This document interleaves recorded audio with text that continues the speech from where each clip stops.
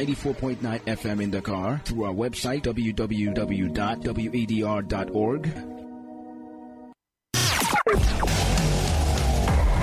Attention, ladies and gentlemen. It's time to embrace a youthful mindset and envision your future. Take the lead is in your walls. Take the lead is in your walls. This platform serves as a space for engagement designed to equip young people to become effective leaders. They are actively contributing, creatively engaged, and determined in various fields. And now, this is Take the Lead.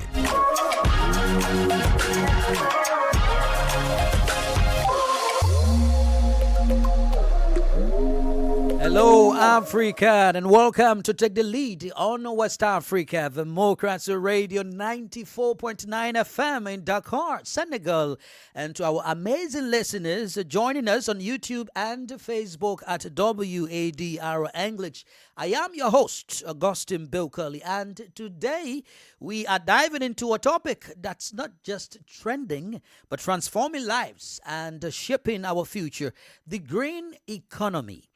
Across West Africa and beyond, young people are stepping up, turning ideas into action, launching innovative green projects that are creating jobs, protecting the environment, and tackling climate change head on.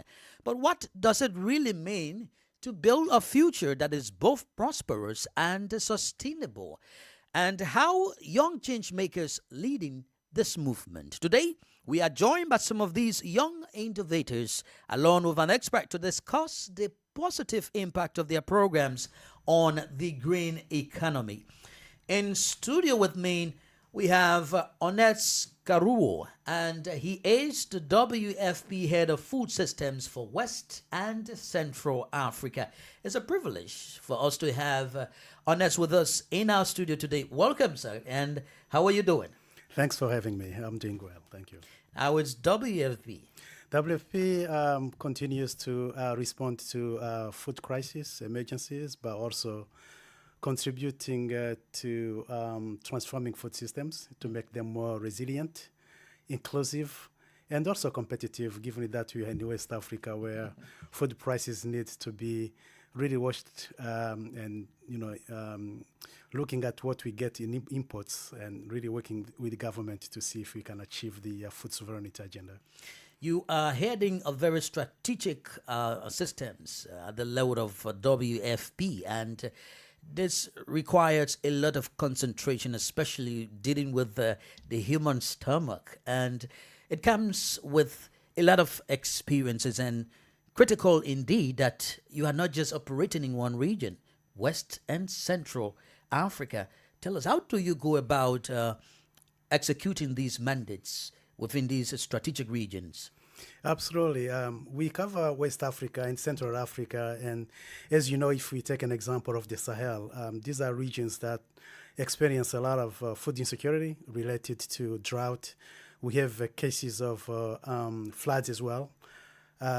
We cannot forget that some of the countries are also experiencing armed conflicts that result in displacement of people, and they can go hungry. So that's the reason why we stay on the ground to deliver on our mandate to support people who are experiencing food insecurity.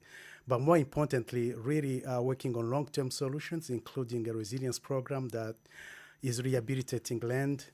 And recently, we have also started looking at employment opportunities for young people, because where an employment opportunity is also a contribution to making sure that we have a world free of hunger, where people can have revenue but also afford safe and nutritious diet. We are blessed to have you in our studio. We will certainly get more from you. We also have Janet Ode, and Janet is the founder of Vitromat in Nigeria. It is a smart meal subscription platform that empowers students and low-income earners in Nigeria. She will be telling us more about this initiative. How are you doing, Janet? And welcome to the platform. Hi, Augustine. Thank you so much for having me. I'm doing great, Hmm, and I'm super excited to be here. great. How is Nigeria, by the way? Oh, it's okay. I mean, I'm based in Lagos, so it's quite peaceful here, Hmm. and yeah, life is going on as usual. So You are providing a very strategic form of feeding people and smart meal. Just tell us a little bit about it as to the importance and its difference in terms of the regular way people provide meals for people. okay. So if I'm to share that, I think I'll need to start with a backstory as to why we started Victramat. Um, for No, someone like me who grew up. I know you will come to that. I just want you to give us a feeling about, how do you feel, providing this form of food or meal to people subscribing now through Vitra Smart. How do you feel about it? Okay, I think I feel more at ease Mm, knowing that I'm solving one of the greatest problems here in Nigeria, okay. and knowing that someone somewhere there is able to access affordable meal plans and taking away the hassle of them thinking of what next they need to prepare to eat, how to go about cooking it, Mm. and yet they are able to prepay for these meals. It makes me know that I'm solving a very important problem here in Nigeria. So it makes me feel fulfilled and happy that we are making a real impact in our community. Interesting. We will get back to you for more. But let's hear from Emmanuel Mensa, who is also joining us from Ghana. He is from Ghana Tex, an initiative that's decarbonizing Ghana's textiles and fashion industry through climate smart, sustainable innovation. Mensa, welcome. How are you doing? I'm doing great, Augustine. Thank you for having me here. Are you joining us from Accra? No, please. I'm joining you from Nzema in the Lembere district of Western Region. And how are the people doing there? Oh, we are doing great by God's grace. Okay. Life is moving on well. Great. Well, now to you, our amazing viewers and listeners, stay with us as we explore how, youth are not just part of these conversations we are having, but they are at the very heart of the solution. Before going further, let's listen to WADR's Sankula Janko as he explains some significant features of the green economy and its impact on the sub-region. Far from abstract concepts, the inclusive green economy rests on simple pillar, producing better while polluting less, but above all, without leaving anyone behind. In our cities and countryside, a new generation of entrepreneurs is redefining the rules. Whether it's transforming the plastic in our streets into building blocks or developing agroecology to ensure our food sovereignty, these initiatives do more than just protect nature. They create value where only constraints were seen. Yet, the road ahead remains fraught with obstacles. For these green jobs to become the norm, the dynamism of young people is not enough. Access to financing remains the main hurdle, as those they need to adapt our vocational training to the jobs of tomorrow. Solar energy technicians, soil management experts, or circular economy specialists. The challenge is now political. Moving from pilot projects to large-scale transformation requires structured support. Because while the economy will be green out of climate necessity, it will only be inclusive through a shared commitment to social justice.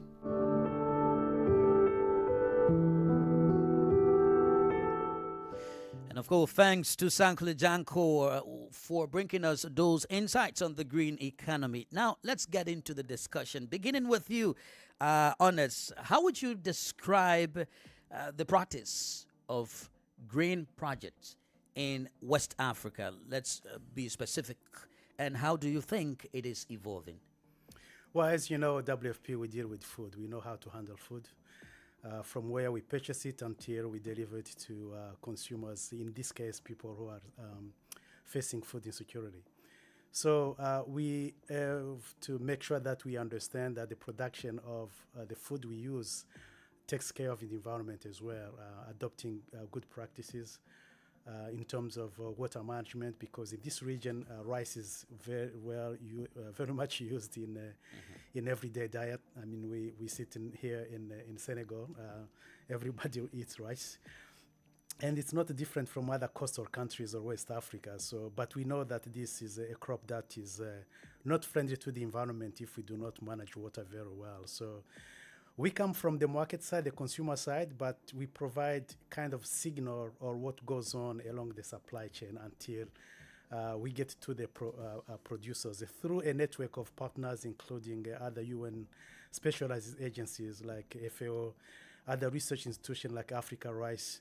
We work to ensure that good practices are adopted so that we get products that do not harm the environment, and ensure that, of course, supply chain are decarbonized, as you said, and produce adequate food, but really making sure that they are not damaging our environment.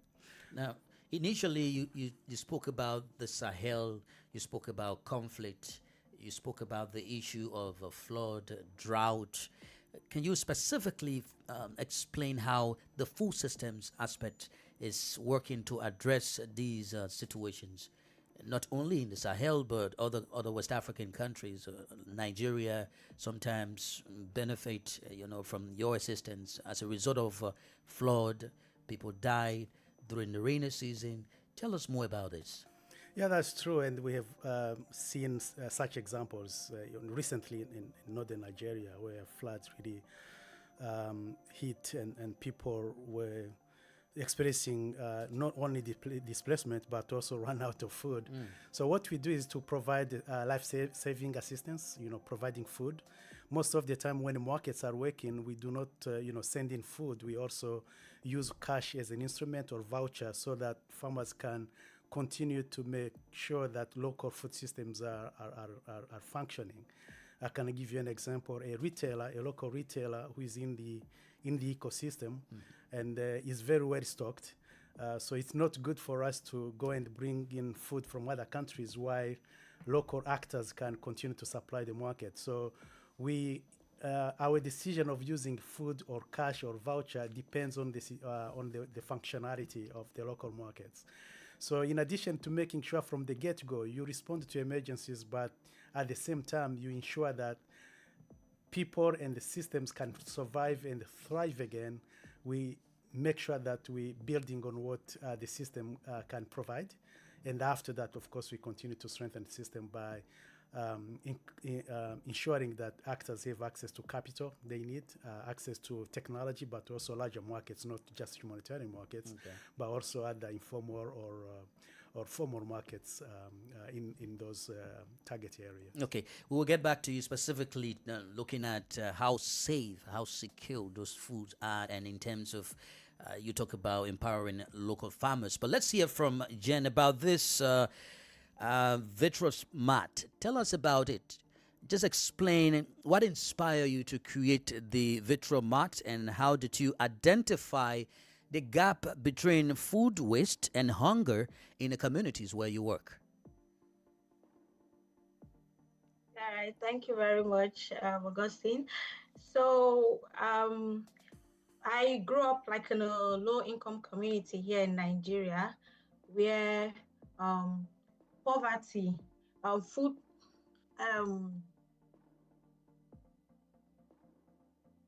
I think we're experiencing sorry, my network. Okay. Sorry about that. So growing up in a low-income community here in Nigeria, I saw hunger not just as an empty stomach, but more like a silent thief, stealing focus from students, strength from mothers, and even dignity from an entire household.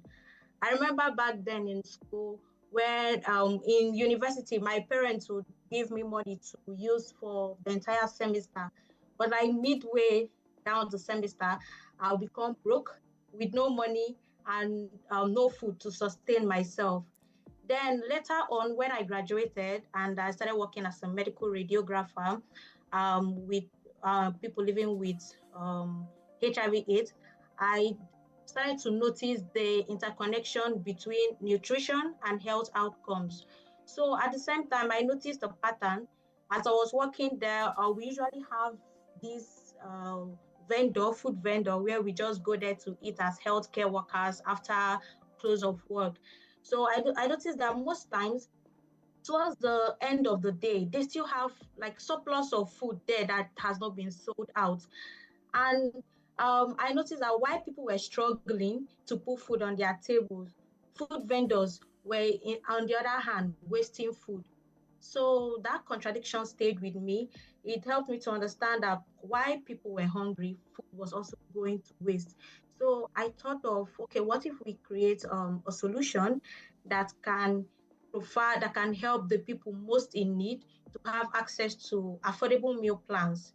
So that was why we came up with VictualMart, which is a smart food subscription platform that enables students, low-income earners, and those in low connectivity areas to subscribe to affordable meal plans. What this happens is they prepay before time, giving these vendors access to the market, understanding that, okay, we already have a particular number of people that are ready to eat. And that has been very, very successful. We've seen a lot of vendors indicate interest in using the platform, and we've seen a lot of users mention that they now plan their meals beforehand and they're able to eat healthy without spending so much. Now, you talk about this initiative being a subscription platform, which is some form of digital means of, distributing meals. Clearly explain how it works. Okay, so we have 3 different channels. We have the USSD codes, the NFC, the near field communication tap to pay card, and then the mobile application.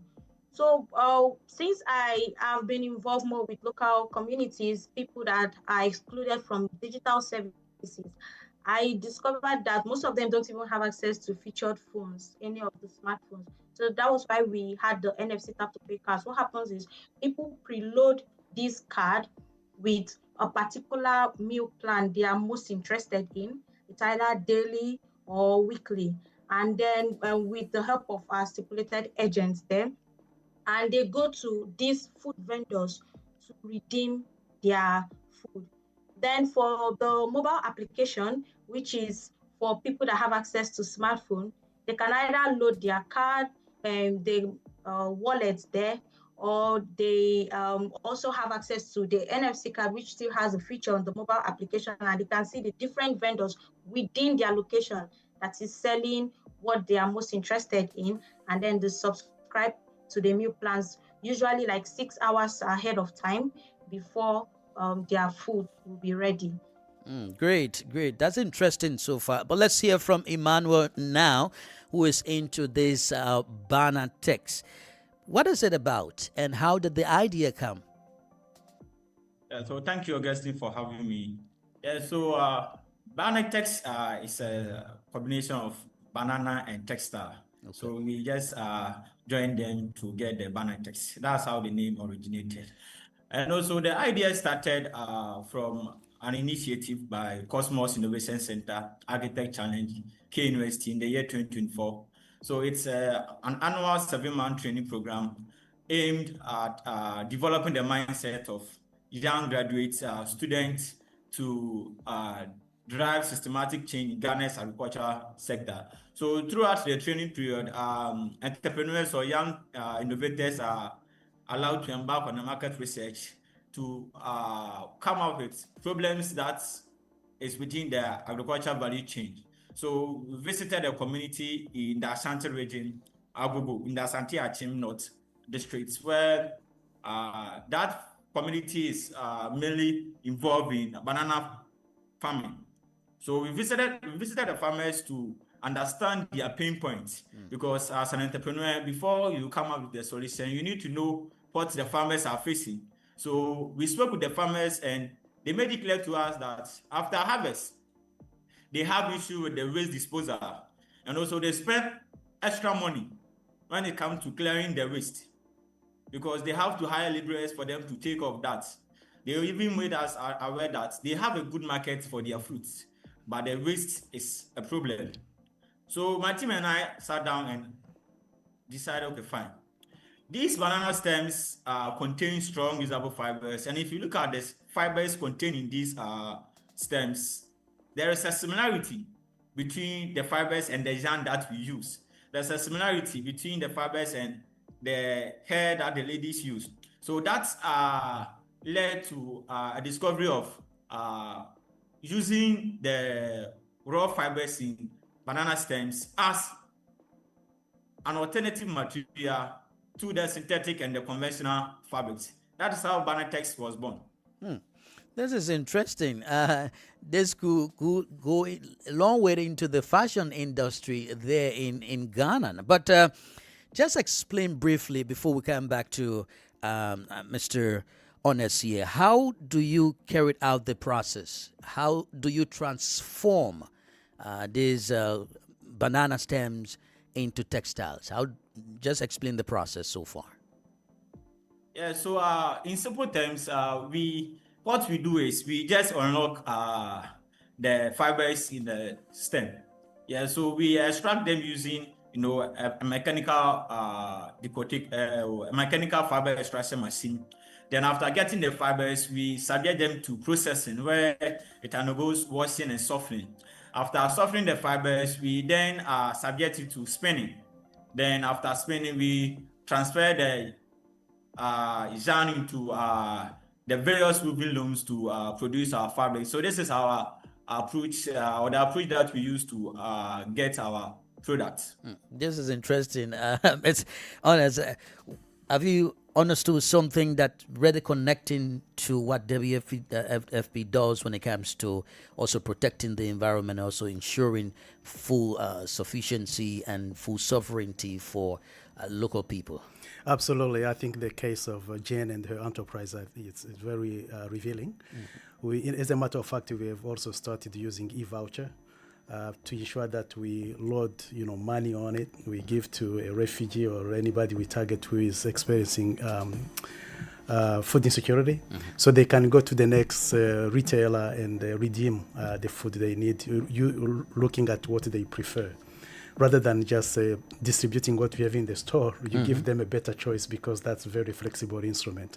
So really, the innovation that companies like Jen's company that are really using that tool, it's an innovation that can reduce the cost of food. And we know that in West Africa, the cost of food is very high. There is a big percentage of people who cannot afford a safe and nutritious diet. It's very high if you look at their monthly revenue. But through all these innovations, I think there is a way we can reduce the cost of food in this region. And is WFP doing similar things, like having smart agricultural means to process food for citizens and also protect the environment? Absolutely. We have even, I don't know if you participate, but towards the end of last year, we launched an innovation hub here in Dakar, and that's going to cover in the entire West Africa, looking at smart technologies that can be deployed to reduce the cost of food, but also to ensure that we have a food system that is inclusive, but also resilient to climate shocks. So again, most of the things we do it with the local actors within the food systems, and for us it's to empower them, facilitate them, but also help them to access some of the institutional markets. We are supporting school feeding in many of these countries in West and Central Africa. And that becomes a market for local farmers and also local entrepreneurs or caterers. In the case of Ghana, the whole system works with the caterers, and we're providing technical assistance to make it very efficient. These are young innovators because they have the ideas. That's why they are creating these means of making life sustainable in their communities.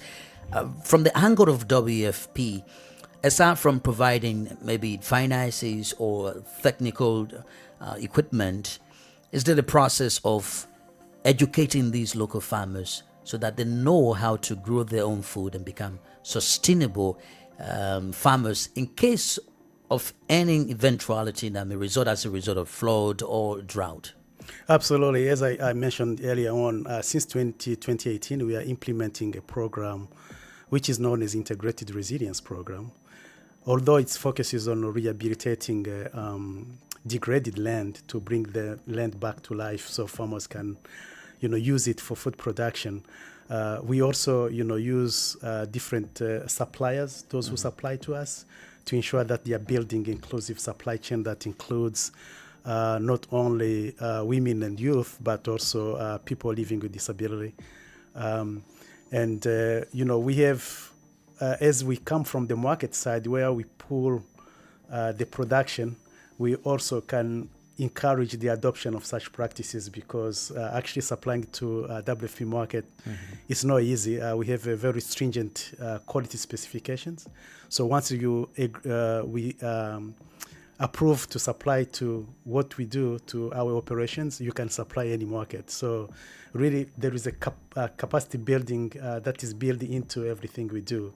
And we think it's the right way to go, encourage private sector who are investing in food handling or in food business to ensure that their supply chain also communicate and support whoever is in the supply chain to adopt good practices that are not harmful to the environment. All right. Now, back to you, Jean. It is important to note that your initiative is making food more affordable and accessible for students and low-income earners there in Nigeria. But how is it providing solutions to climate change effects in the communities where it has been implemented? Okay. I believe we'll all agree that food waste has been one of the major contributing factor in terms of climate change too. So what we are doing at VictualMart is to enable people to get food based on market specification. So by ensuring that the vendors are able to produce food based on market specification, that invariably reduces food waste and helps the planet too. And then by helping the end users to be able to track spending, to be able to plan their meals too, they also reduce this waste because we, the users, after buying most of these things, you agree with me that most times we get things that we may not even consume everything. But by being able to think of your next meal, the food you should eat, and how many people will be able to finish that meal, it means you are helping to reduce this waste, which in turn is very good for the environment too. So for the vendors, by producing based on market specification, they are helping reduce the amount of food they produce, which also reduces waste. And quickly, there is this aspect called the planetary health diet as part of your program. Can you tell us about it and its importance with regards to the provision of safe food? Okay, so the planetary health diet is more like it's more like food. Okay, like in 2019, a group of world leading scientists, they came up with this Eat Plant Sense Commission, about 37 young amazing scientists. So the idea behind it was that people should be able to eat nutritious meals that are both good for their health and for the environment too. So what this meant was that we are what we eat, and we should focus more on, let's say, 50% of fruit and vegetables should be in our food, and then the other 50% probably should be whole food and the rest. It's not like they discontinued or they kick against eating protein or dairy products, but they encourage a significant reduction in dairy products and in red meat that is being consumed. So what that meant for us at VictualMart was that we encouraged people to eat food that are both healthy and then climate smart too. So we promote eating for a climate stable environment by ensuring that what the users, the vendors are using to cook their food are actually from the right source, which is from the farm to their restaurant too. And that was why we were able to work with the planetary health diet by ensuring that, because a lot of people don't know what's in their plates, they don't understand why they are eating what they are eating. But if people are more informed about the content of their food and how best they can eat vegetables and even the nutrition or health benefits of it to their overall well-being, they'll be more interested in it. So that helped us to adopt that model and see how our end users take advantage of it. Great, great. For you, Emmanuel, banana is consumable product. It's also a marketable product, especially in local communities. Local farmers harvest these bananas. They sell them to earn means for themselves and their families. Now, you are using the end product of this, or the stem of these bananas from these local farmers. Do they benefit from your initiative? Yeah, farmers benefit from our initiative. In fact, they are a key role to what we do, because I would say they are the backbone of our raw materials. Without them, we won't get access to the raw materials. So farmers benefit from the ways that they supply to us. We help them reduce the burden and also create an additional income for farmers by buying it at a price. I hope you're getting me. So right after harvest, we go there to take the stem, help to reduce the burden on them. We also offer them additional income. And also, they spend much on these stems in order to plant another banana, or they spend much on these stems in order to start another planting season. Yes. So our goal is to help them to adopt a consistent planting season, because they made us aware that they also have issues with especially getting people to even clear the waste, because they don't have the money and the waste will be on the land, so it rots. So that even affects their planting season. So farmers benefit a lot, especially from the sale of the raw materials, and also we helping them to reduce the burden on them. Okay, now we will get back to you quickly, but let's hear from Honors. Specifically considering youth involvement in WFP's activities, what would you say are the opportunities that young people have to ensure that they build resilient and sustainable food sufficient future? Yeah, there are many opportunities within food systems here in West Africa. I mean, I appreciate the example that our colleague in Ghana is providing. I think his name is Emmanuel. Mm-hmm. Food waste really needed to be looked at as one of the solutions that farmers in this part of the world can use to even reduce the anxiety related to fertilizer. I mean, we all know what's going on in the Middle East, and everybody's saying, how the crop, is going to grow here without fertilizer. But really, waste management can give us organic fertilizer that can also reduce the gas emission. There are a lot of research that have gone into, and they are continuing. I think you're aware of some products even from neighboring countries like Cote d'Ivoire that, even the big companies are selling organic fertilizer using waste, recycled waste, and really be able to help farmers. So in addition to primary production, which of course has its own challenges because you need to have access to land and also irrigation system and mechanization, there is also what we call the food industry is really big if you look at it. I mean, trillions of dollars all over the world, but in this West African region is also significant. So you can see people who are, where do we get our protein? From a local restaurant in urban areas, in per-urban areas. So, food service, that's the industry that even the countries are looking at. Is if you look at the tourism service industry, food service industry comes in as well, especially when we have young people who are joining a labor market who do not have that enough time to cook when they go home. So there is already tailored solutions in that food market that the young people can tap into and really make a living or get an income that can help them to grow. Yeah, so I'm specifically concerned if there are youth focus projects that WFP has. That's true. Traditionally, we've been running some analysis of what we do logistically.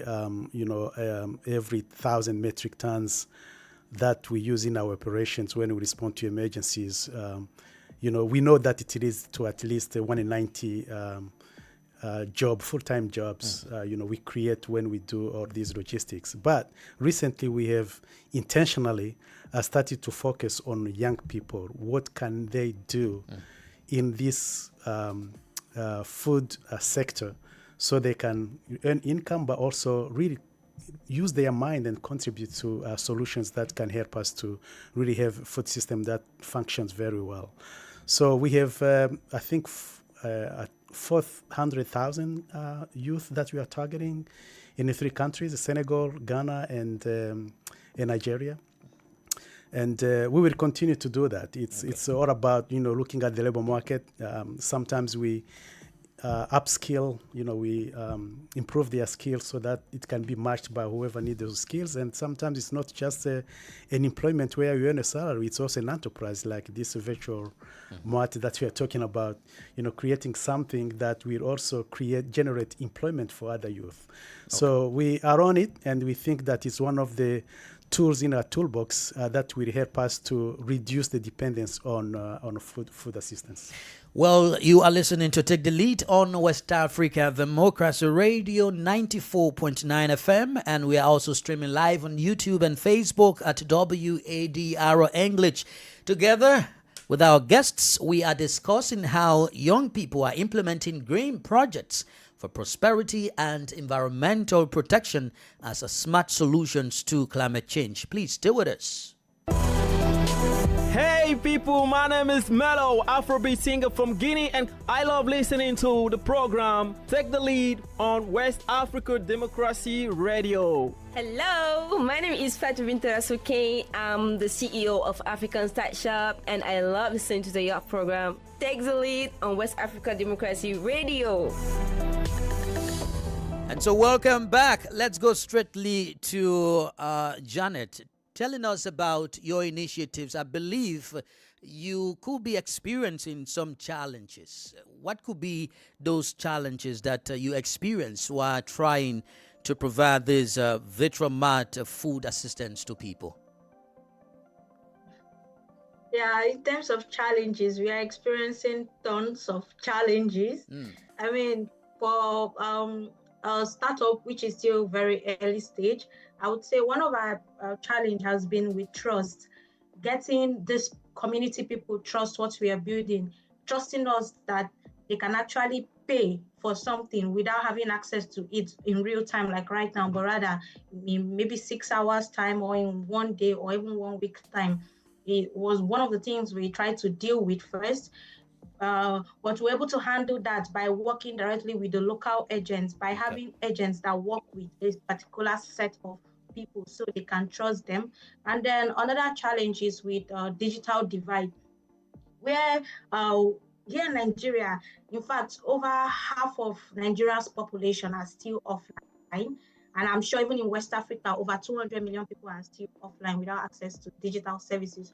So in order for us to tackle that market, trying to penetrate a market where they have zero knowledge about how to use a smartphone, how to use all these devices, or even understand what we are building was a problem. So we had to do like a lot of work in terms of meeting with community leaders. And then that was when the idea around NFC tap to pay card even came in, since we understood that the digital divide in Nigeria is huge. And we need these people to use our services because they are a huge part of the market. That was why we came up with that. So our two major challenge has been trust, getting people to believe in us, to let go of to part away with their money for a particular period of time before having access to the service they are paying for, and then the digital divide here. So it has been a lot, and it has been a lot in the sense that getting the right team to work on it, the agent to convince these people to use the platform. That was when we realized that it's not enough for you to have an idea, but you need to put in a lot of resources and carry out a lot of research work to understand the pain point you are trying to solve. Okay. Now, with these challenges you mentioned, do you involve some young people to help you out as you try to mitigate them? Are there other young people working along with you who are also trained to operate the Vetromat platform? Yes, definitely. In fact, about 80% of Victor Matt's team comprises of young people under 30 years old.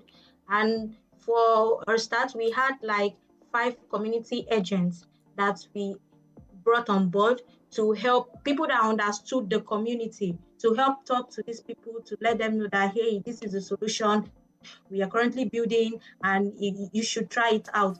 So it was really important for us to involve the youth from day zero because we understand that they understand the people more than we do. So a good percentage of our team comprises of young people. Okay, great. What's about you, Emmanuel? What are the challenges that you face in carrying out your initiative there in Ghana? Well, I think you need to. Okay, please get the mic on. As entrepreneurs and also as a young innovator, working on such initiative is very challenging, especially when it comes to access to funding and equipment. You need to be funded in order to purchase some of the equipment. Also, you need to be funded in order to be able to bring technical people on board. So currently, that's one of our challenges. And also another challenge that we are facing is our ability to refine our process to obtain a consistent material. Looking at the raw materials that we are using, it's very technical.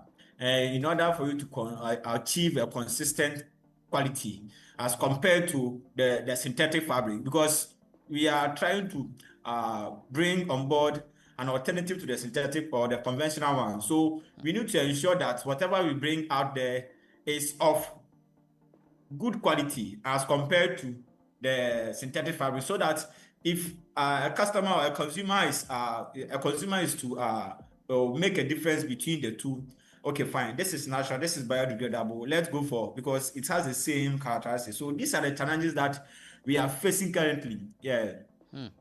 But then in terms of support, I know it's not easy as a young person implementing such an initiative will require some support. How are you being supported to carry out this work?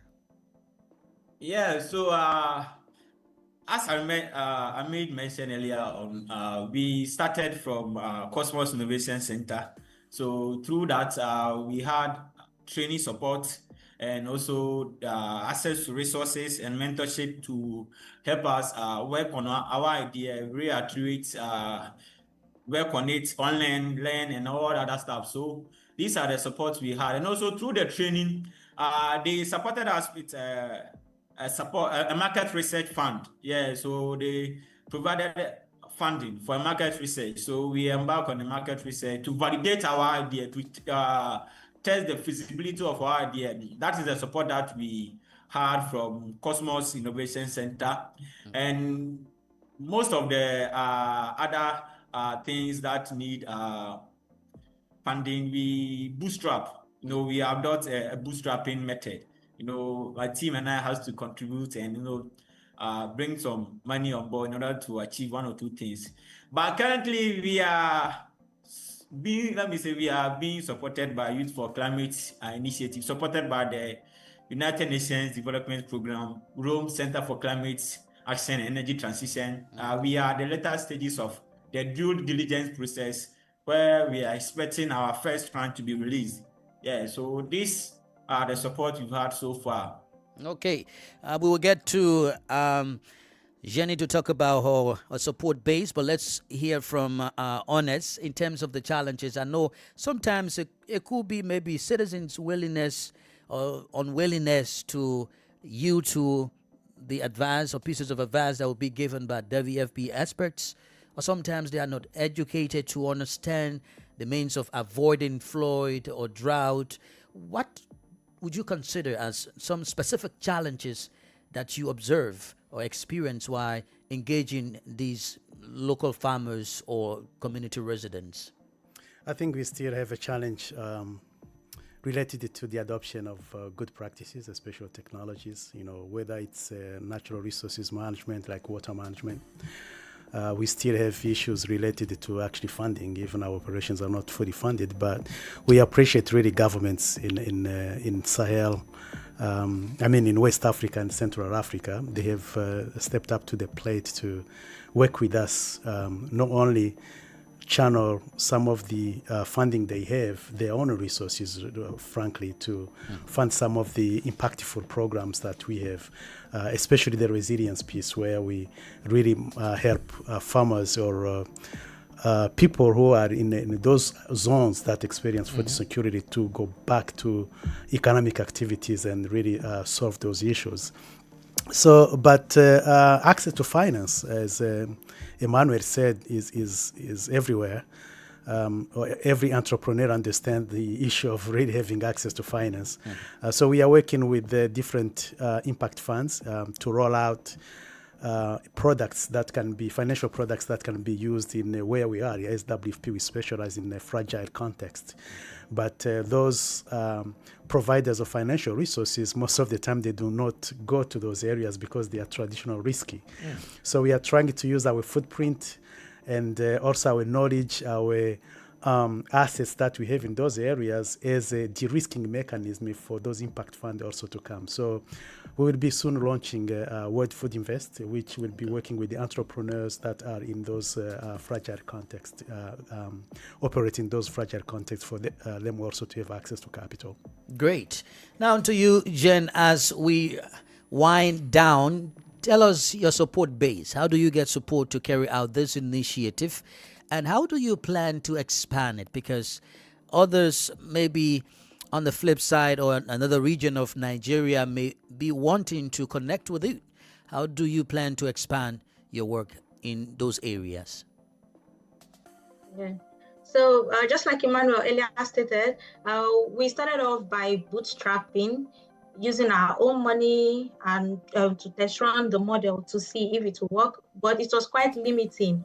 And one of the major highlights for our team last year was being selected for the Youth for Climate grant, which is sponsored by the UNDP Rome Center in partnership with the Italian Ministry of Environment and Energy Security. So they were able to bet on us to give us a grant of like $30,000 to use for the implementation of our project. And another kind of support we got from the Youth for Climate team has been like series of mentorship or theory and practice session. So this helped us to understand clearly what we are trying to build and to streamline the solution to start with the simplest possible version before moving into the next vertical. So in terms of moving to the next stage, we're able to understand that we can't build everything at once. So we had to streamline to just Lagos State and Cross River State first.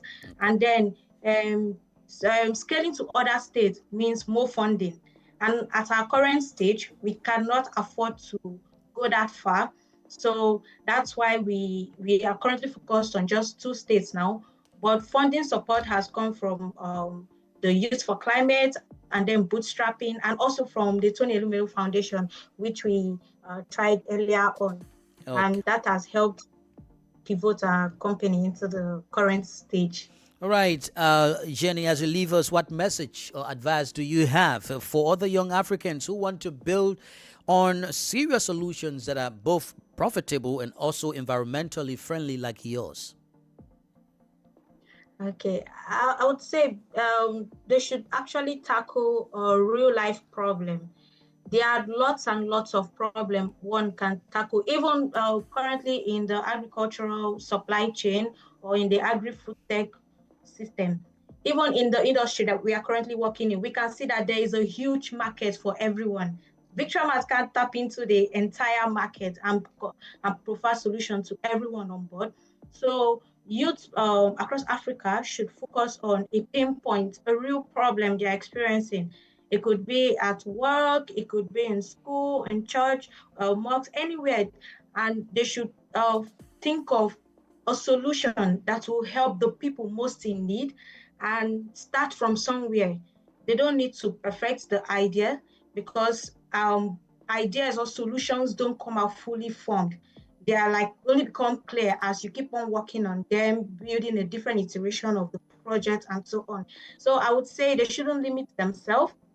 They should start from somewhere, start with the resources they have available, and also ensure that whatever they are building is scalable. It's not something that looks nice now and is not scalable or being able to scale to other regions too. They should think of sustainability and scalability of their projects too. And the sky would be their starting point. Thank you, Jenny, for being with us today. We will keep in touch with you. Thanks so kindly. Thank you. All right. And to you, Emmanuel, what's your message to other young innovators out there? Yeah, thank you, Augustine. So what I would say with other young people out there is for them to start small. They should start with what they have, and also they should also see that in order to solve issue within their community, they have to have the spirit of or the passion of let's say the passion of entrepreneurship or a spirit of entrepreneurship, and they need not to focus on having everything figured out before they start. Actually, young people that have worked with always expect they expect to be funded before they even test their idea. So they should try and also look at for alternative means. For instance, if you don't get the funding, you can look at partnership. Because I remember when we wanted to do our first extraction trials, because UNDP Youth for Climate expected us to send them videos of what we do. At that time, just the ideation stage, we needed to do something. So we have to partner with a company who has the machine. Okay, we traveled, we carried our own raw materials from one region to another region in order to test our trials. And also they have to build resiliency. If you don't have a great mindset, you are going to give up early because someone will tell you this idea is not going to work. We've been to a series of pitches where people have said a lot about our idea. I've worked with young people that they never believe in the idea, and after they step down, by the grace of God, UNDP, as Jane said, they bet on us to support us. Okay. So I'll just tell them to keep working on what they are doing. They should try to also look around themselves. There are a lot of problems in their communities that are opportunities in disguise. Great. They should just try to solve them. They can't have everything at once. So they should also include God in everything that they do as an entrepreneur. Thank you very much. Thank you so much, Emmanuel Mensah, for being with us today. We will keep in touch with you, please. Thank you. Thank you very much. Right. And to you, Onyx, how are you leaving the young people in Western Central Africa? Your words. Well, I think what we heard from the young people who are also entrepreneurs here is dare to act. As a matter of fact, the world is ready. Everybody's talking, how can we make sure that the economy, supply chain, food systems are becoming inclusive, providing opportunities to our young people. Now, bringing it back home here in West Africa, we know that some studies have been run and young people responded saying, those who are joining armed groups, it's because it's the only opportunity they see in the environment. So young people, employment for young people is no longer an isolated issue. It's also a national security issue. Thank you. Thank you so much for coming today, sir. We'll keep in touch with you, please. Thank you, sir. Well, listeners and viewers, that's it on this edition of Take the Lead here on West Africa, Democracy Radio 94.9 FM, and on YouTube and Facebook at WADR English. It's always a pleasure to have you with us. Please join us next Friday for another live episode of this program. Remember to take the lead in shaping the discourse for the betterment of young people in Africa. My name is Augustine Bill Curley. Have a great day.